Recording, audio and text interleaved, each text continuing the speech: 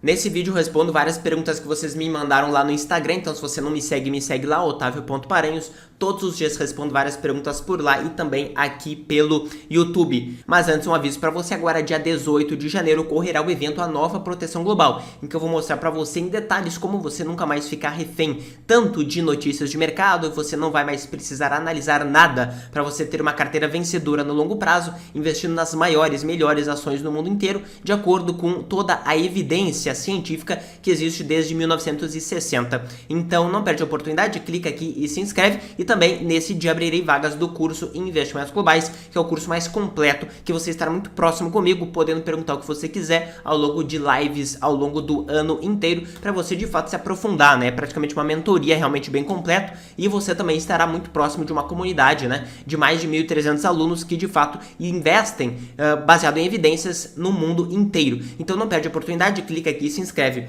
Então vamos direto para o nosso conteúdo. O Fernando fez uma ótima pergunta, né? Devo ficar mais conservador nos investimentos depois do nascimento de um filho? Ótima pergunta, tá?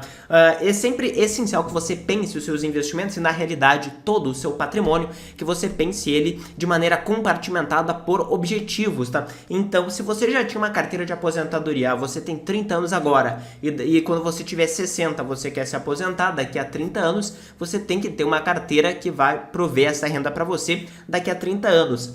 Essa carteira ela não vai mudar pelo nascimento do seu filho, tá? Por quê? Porque ela tem um objetivo que não tem nada a ver com o seu filho. Quando você se aposentar, seu filho vai ter 30 anos e não vai ter relação nenhuma com a sua aposentadoria, tá? Então, são coisas independentes. Quando você tem um filho que nasce, na realidade, você cria outros objetivos que você vai ter que também, eventualmente, aportar. Talvez você reduza o seu aporte na sua aposentadoria, mas a alocação de aposentadoria ela é independente. Talvez você queira guardar um capital ali para fazer uma doação para o seu filho quando ele estiver no começo da vida profissional, ou algumas pessoas doam um carro, doam um apartamento, pagam faculdade, pagam viagens para o exterior. Isso daí são objetivos diferentes para um prazo bem mais curto, normalmente, do que a própria aposentadoria. Além disso, é importante que você considere a sua profissão e a capacidade que a sua profissão tem de gerar renda. Por exemplo, um médico que eventualmente pode necessitar das mãos ali para fazer uma cirurgia, se ele tiver um problema com as mãos, ele vai ter um impacto direto na renda dele, né? Então, eventualmente,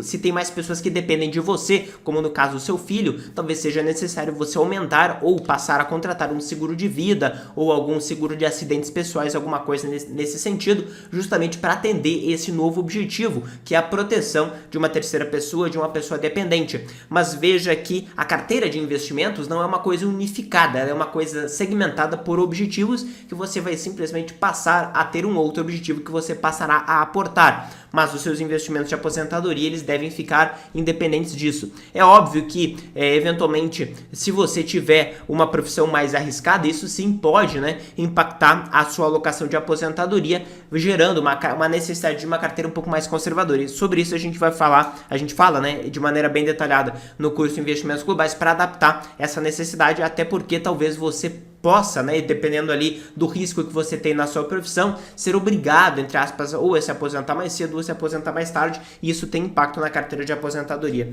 O Marcos perguntou: BND ou AGG para a renda fixa? O BND e o AGG são fundos praticamente iguais, tá? O que eles fazem os dois? São fundos americanos, de renda fixa americana, portanto, promessas de pagamento, dívida, né? Promessas de pagamento em dólares, que são tanto públicas quanto privadas, então ele vai investir em todo o mercado de renda fixa somente com grau de investimento, ou seja, ele vai fazer uma nota de corte das empresas e também do governo americano que tem grau de investimento que são mais seguros, tá? Então ele não vai investir no que a gente chama de high yield, que são as empresas mais arriscadas que pagam mais juros, ele vai investir em tudo que é mais seguro, tá? Que é somente americano, somente em dólar, ele vai investir em tudo conforme a média do mercado, que hoje tem aproximadamente 6 anos de duração em média. Então, na média, os seus títulos que você vai comprar através desses fundos, o BND e o AGG, vão ter praticamente o mesmo prazo. Aí você perguntou, BND ou AGG para a renda fixa? Na realidade, essa não é a pergunta. Primeiro, porque eles são praticamente iguais, então é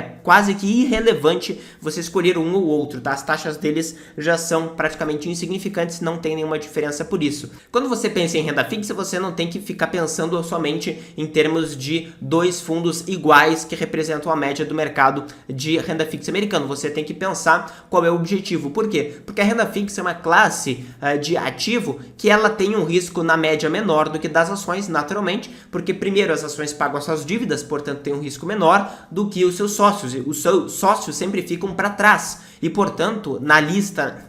Os sócios sempre ficam atrás quando a gente pensa numa fila, né, de pessoas a receber o dinheiro que a empresa gera. Então, se você tem uma classe de ativo mais segura, ela serve para objetivos de mais curto prazo, geralmente menores do que 10 anos. Então, se você vai gastar esse capital em menos de 10 anos, primeiro ponto, você tem que pensar se você quer de fato ter renda fixa em dólar. Se você não for gastar nos Estados Unidos, talvez não faça muito sentido. Até porque a renda fixa americana, embora tenha crescido agora bastante os juros, né, praticamente todos os prazos, 10 anos, 20 anos, 30 anos e também, obviamente, no curto prazo, ela rende bem menos, né, do que, por exemplo, no Brasil. Então, se você vai gastar no Brasil, é muito provável que faça sentido você ter renda fixa brasileira. Além disso, depende do nível de risco que você quer assumir, tá? O fato de você não investir em renda fixa high yield, de maior risco, faz com que você tenha um retorno, obviamente, menor. E para você que eventualmente acha, não, mas renda fixa high yield é muito arriscada.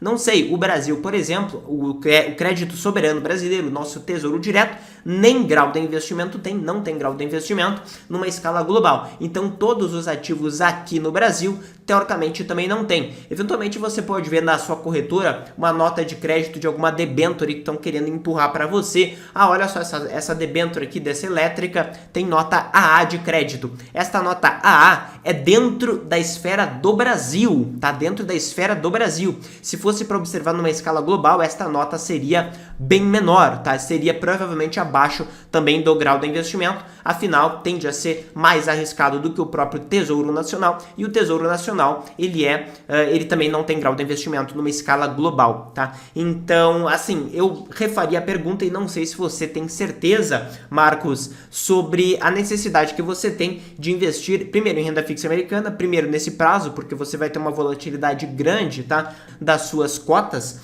e também esses dois fundos são praticamente iguais, tá? O BND e o AGG. O M Campos 16 perguntou: tenho um empréstimo que eu pago 15,46% ao ano, empréstimo consignado.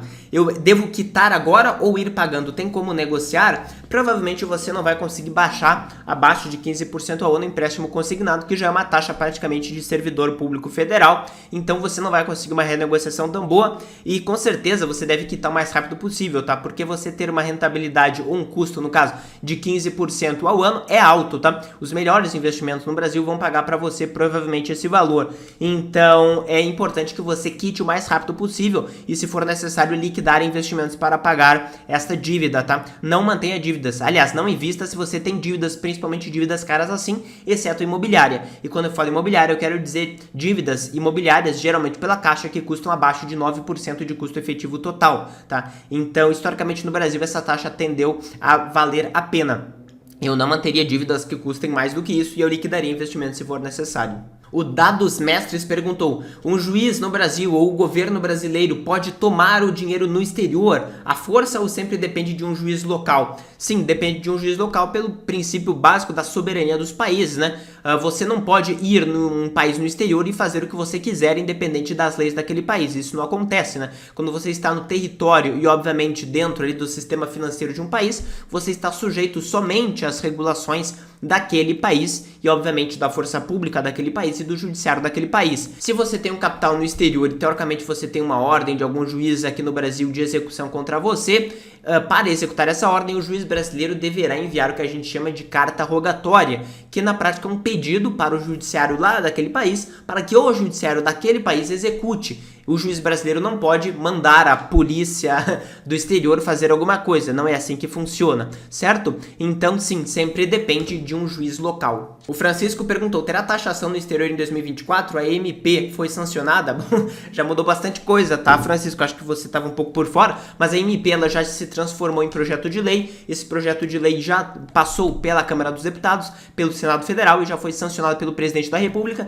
de forma que hoje, agora em 2024, nós já temos uma nova legislação sobre investimentos no exterior, em que basicamente não existe mais a isenção de vendas de até R$35 mil por mês. Agora, qualquer valor que você vender com lucro será tributado em 15%, mas você não apura isso, você não calcula isso mensalmente, como era feito até 2023. Agora, se você vender qualquer coisa com lucro, você deixa quieto, não faz nada, e no ano que vem, 2025, você irá somar tudo, os ganhos, as perdas, os juros, os dividendos que você recebeu, você irá também colocar os impostos que você já teve retidos no exterior, você irá somar tudo isso para você chegar a algum resultado. Esse resultado você vai ser tributado lá em 2025 apenas uma vez no ano em 15% sem nenhum tipo de isenção, tá? O que é equivalente ou igual ao que já ocorre no Brasil aqui com ETFs brasileiros, com BDRs no Brasil, que você não tem isenção e você pode compensar também, é praticamente igual, basicamente para dar uma isonomia em relação às várias formas de investimento no Brasil, tá? Então essa foi a proposta de reforma tributária que foi aprovada sobre investimentos no exterior. O Jonas perguntou: tenho 100 mil reais de patrimônio e aporto 5 mil reais por mês. Segundo seu último post, é melhor eu ter WRLD11? Bom, não falei isso, tá? Vocês fazem algumas deduções. O que eu quero dizer é que, assim, 5 mil reais por mês já é um aporte bem significativo, tá?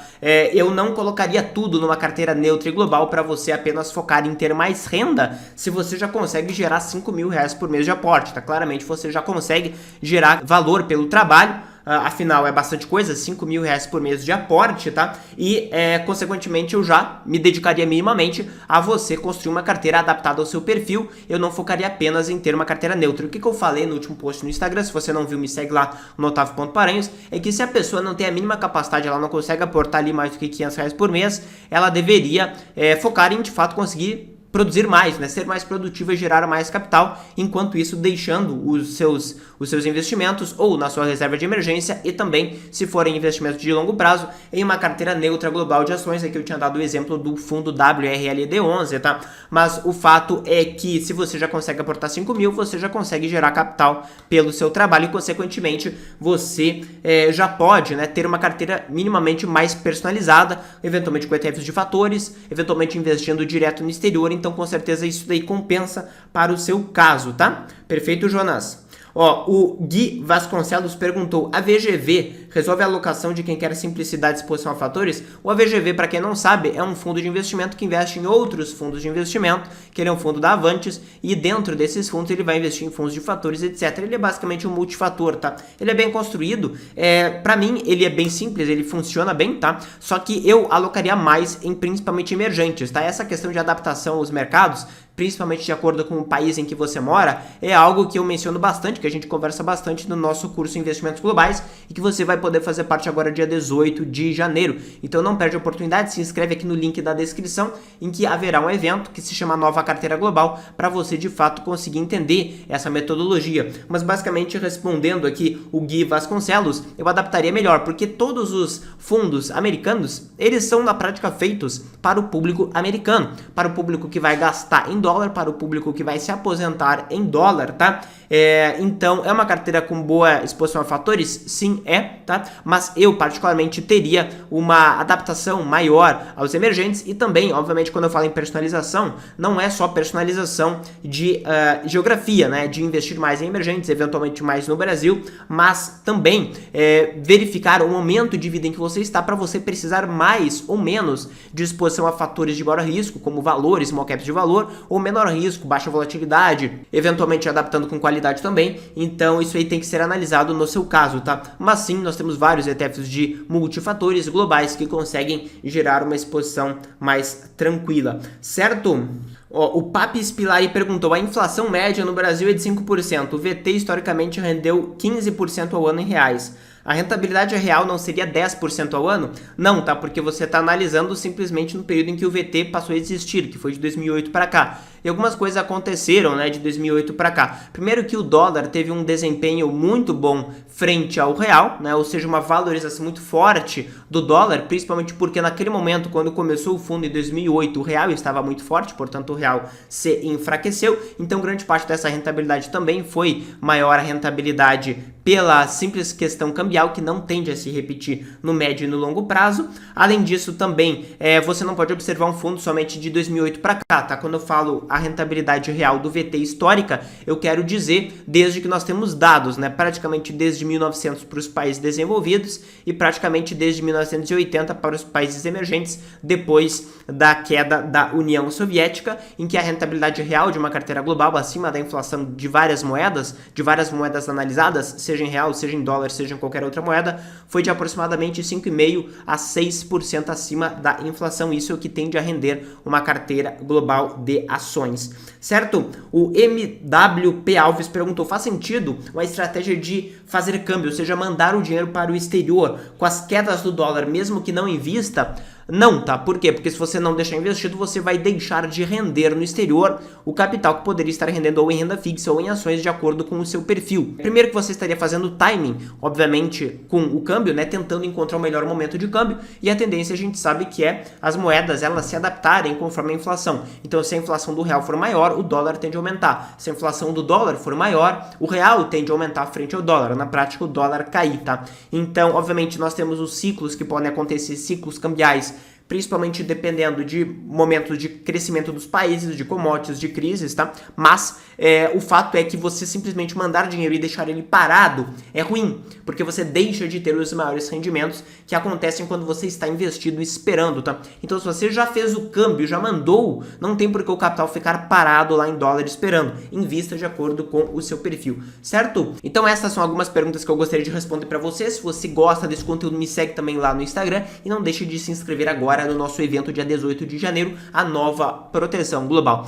Então se inscreve no canal e ativa as notificações para você não perder nada que eu coloco aqui. Valeu!